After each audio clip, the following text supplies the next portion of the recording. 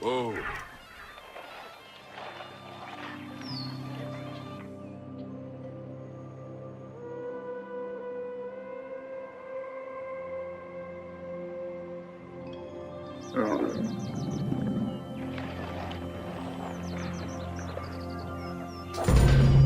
Welcome to Artisans of Ancient Egypt.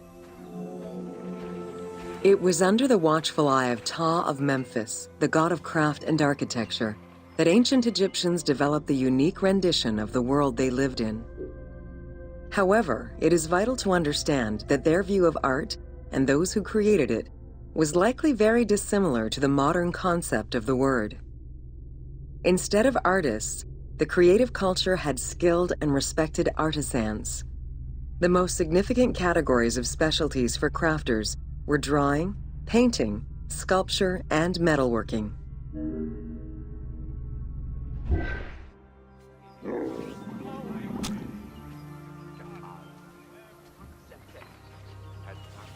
خيمر هتبني نيحنا يف بهن سنسو رد نفني تعطي مو ورسحات ستيرخعو وجايبحو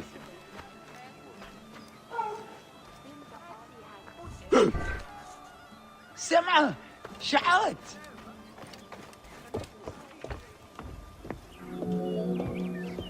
Ancient Egyptian craftspeople created both art and a wide variety of mundane, everyday tools.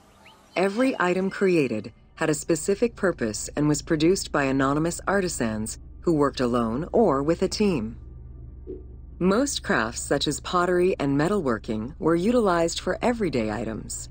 Luxury goods and artwork illustrations served temple rituals and were not meant for public display. Artisans rarely signed their names to the work, though they were clearly aware that they possessed a unique skill and talent for the task.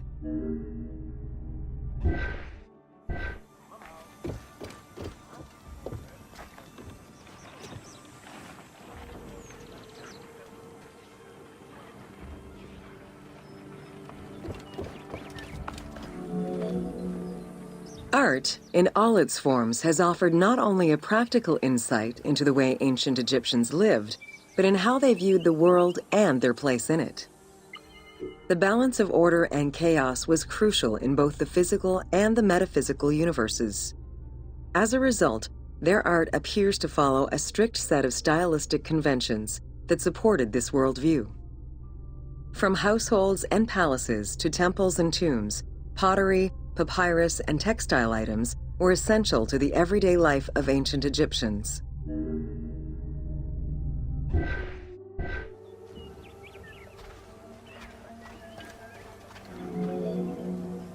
In ancient Egyptian culture, drawing was used as illustration, such as seen in the Book of the Dead. It was also the first step in the creation of a relief, painting, or statue. Two-dimensional representations were concerned with order and form, and were intended to honor gods and promote the transition of the soul to the afterlife.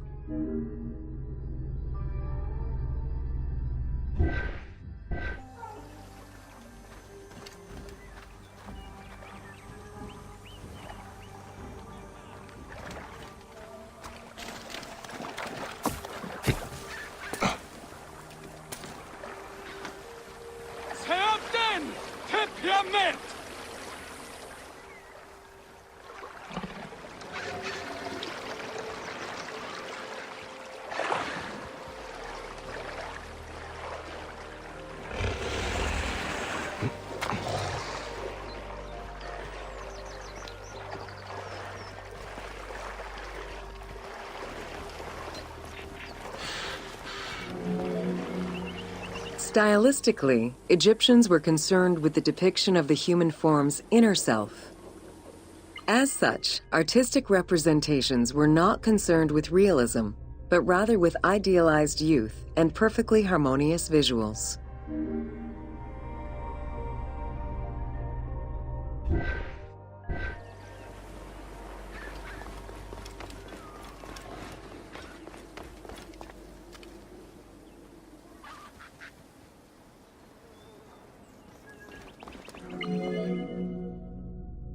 An exception to this were scenes depicting hunting and battle, where the environment and enemies moved in lively, even chaotic ways.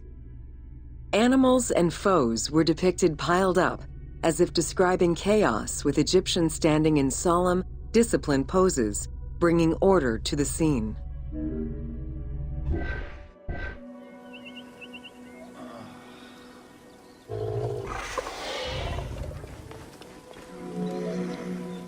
Reliefs could be either in high relief or low relief.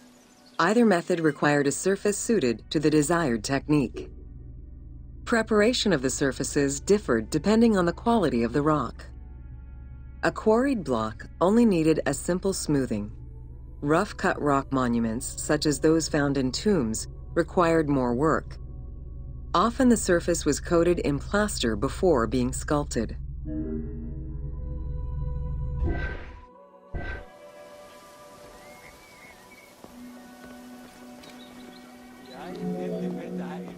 For reliefs, preliminary sketches were drawn in red, then framed with a red grid to position the elements of the scenes. Corrected sketches were in black, and once approved, the scene was ready to be carved. This method likely explains the name given to relief makers, the one who draws the outlines.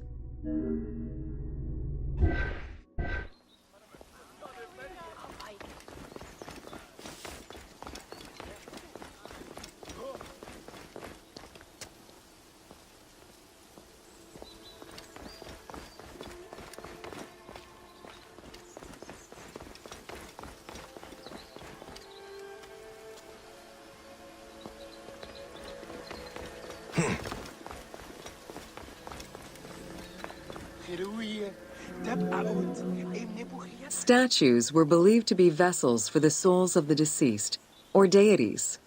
That is why a sculptor was called the one who makes it live. This divine duty earned them the utmost respect. As with a relief, creation of a sculpture began with a drawing. Most statues were made of quarried blocks of stone, primarily limestone, though sometimes harder stones such as quartzite were also used.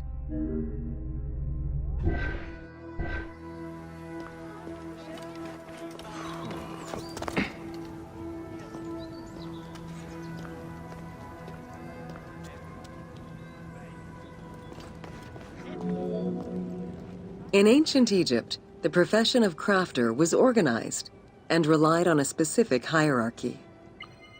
Most artisans depended on an institution to provide them with raw materials.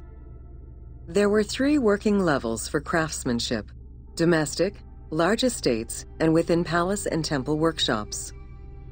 Some royal workshops, at their largest, covered an area of about 2.8 square kilometers in size.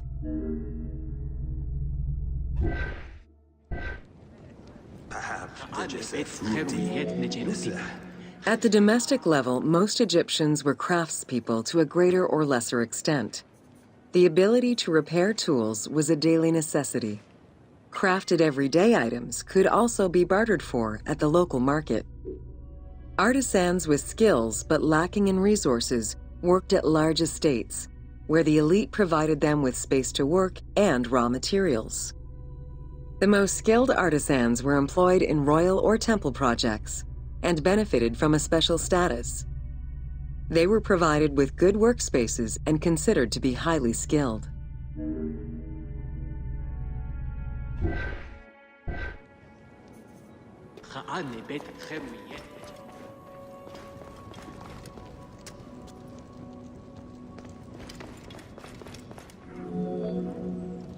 An ancient text known as the Satires of Trades has a number of descriptive summaries that offer teasing glimpses into how artisans were perceived. A coppersmith was said to stink and have fingers that resembled crocodile droppings, while potters were said to be like those who lived in bogs. This view was likely exaggerated in order to highlight the most enviable position of all, that of the scribe.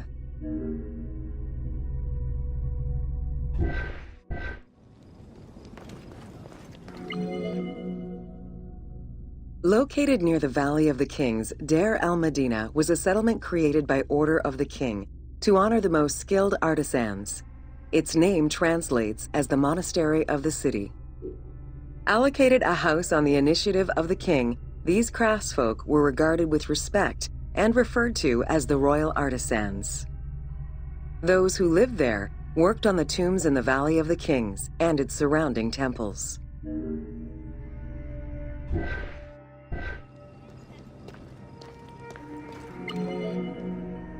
Archaeologists believe the site was home to skilled and respected artisans for over 400 years.